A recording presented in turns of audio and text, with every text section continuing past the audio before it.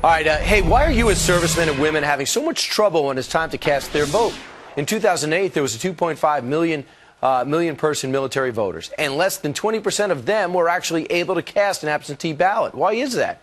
And despite the passage of the so-called MOVE Act in 2009, which was aimed at improving military voting, we still saw a drop from 2006 to 2010. Joining us right now is Jessie Jane Duff. She's the spokesperson for the Military Voting Rights USA and spent 20 years in the military as a gunnery sergeant. Jessie, why is this happening? Well, the Department of Defense is not enforcing the federal law that requires these ballots to be mailed out 45 days in advance. There were 15 states that missed the deadline in 2010, and out of that, there were 5 states that requested waivers, and out of that, the most egregious was New York and Illinois. Both of those states missed the deadline so severely that they didn't get the ballots out till almost 3 weeks before the election.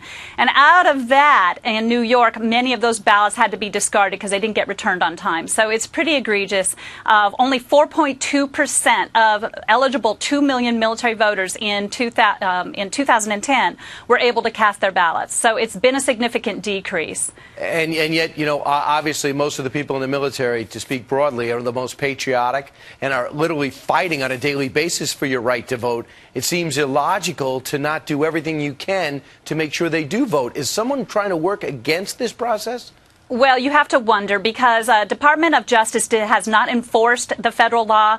They have not placed any lawsuits against these states that are not meeting the deadline. And then also the Department of Defense should be held accountable. I was on active duty 20 years, and during that time I lived overseas multiple tours, and I was only asked to register to vote one time. So on these bases, they have to keep in mind people are moving around every 2 to 3 years, and if they're not given the opportunity to ensure that they are able to register to vote, they will not get registered on time before these elections that go every 2 years. And Jessie, do you believe there's still enough time if people are watching now on military bases and the Justice Department could be tuned in at this moment?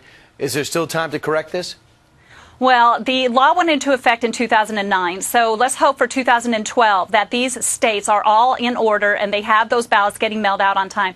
And keep in mind, we also have a postal service that has the monopoly on all the mail delivery. So that is something that also was allowed by the federal law. So we need to open that up so that all mail carriers with their expedited service have an opportunity to get those ballots back on time.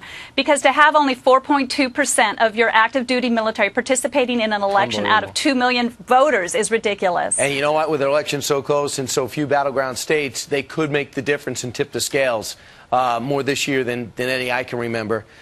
Jessie Jane Duff, thanks so much, and thanks for your service.